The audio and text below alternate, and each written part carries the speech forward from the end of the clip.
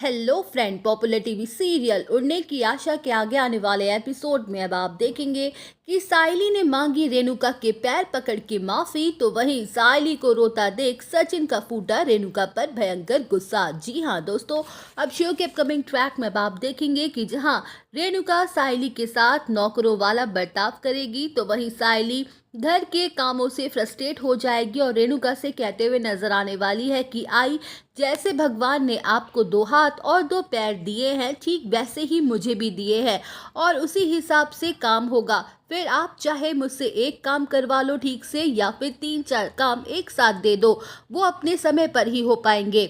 जहां सायली की बातें सुन के रेणुका के तो होश उड़ जाएंगे और वो कहते हुए नजर आने वाली है कि क्या रे सायली, तेरी जुबान तो बड़ी लंबी हो गई है। मैं कुछ दिनों से देख रही हूँ तू मुझे जवाब देने लगी है। लगता है तुझे तेरी डोज देनी ही पड़ेगी। बस एक बार सचिन को चले जाने दे, फिर तू देख मैं तेरा क्या हाल करती हूँ। तेरी जुबान काट के ना फेंक दी ना, तो मेरा नाम भी रेणुका नहीं।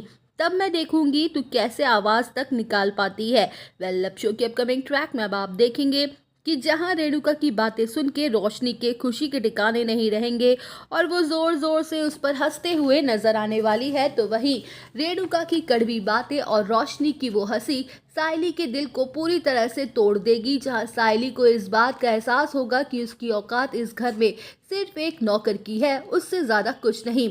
सभी लोग उसे नौकरों की तरह काम करवाते हैं और जब काम निकल जाने के बाद कोई उसे पूछता तक नहीं है। वेल, अब शो के अपकमिंग ट्रैक में अब आप देखेंगे कि जहां सायली अकेले अपने कमरे में फूट फूट के रो रही होती है कि तभी कमरे में सचिन आ जाता है और सायली को रोता देख सब कुछ समझ जाता है, तो वही सचिन अपनी पत्नी सायली की बेइज्जती और उसके आंसुओं को बर्दाश्त नहीं कर पाता है और सीधे सीधे चला जाता है रेणुका के पास।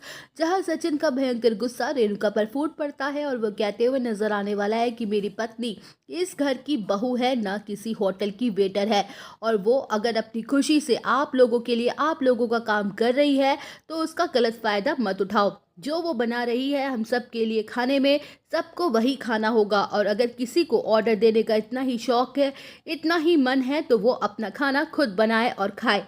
लेकिन आज के बाद किसी ने भी मेरी पत्नी से कुछ भी कहा तो मुझसे बुरा कोई नहीं होगा। तो दोस्तों, और अपडेट जानने के लिए बने रहिए हमारे साथ। वीडियो को लाइक, चैनल को सब्सक्राइब करना ना भूलें।